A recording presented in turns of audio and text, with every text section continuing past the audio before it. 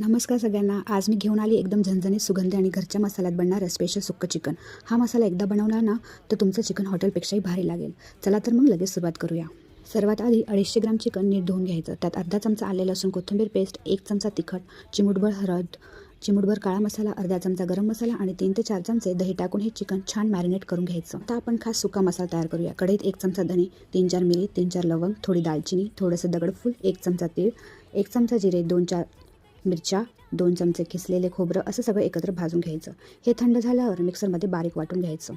आता कढईत तेल गरम करून 1 चिरलेला कांदा, आले लसूण कोथिंबीर पेस्ट, 1 चिरलेला टोमॅटो, थोडासा पुदिना आणि थोडासा कढीपत्ता टाकून हे सगळं नीट फ्राय करून घ्यायचं. मसाला छान शिजला की त्यात मॅरिनेट केलेलं चिकन टाकून 2-3 मिनटं परतून घ्यायचं.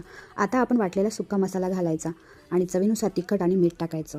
वरून कोथिंबीर टाकून 15 मिनिटं चिकन शिजवून घ्यायचं. बस, घरच्या घरी तयार झालं एकदम झणझणीत आणि चविष्ट सुक्कं चिकन.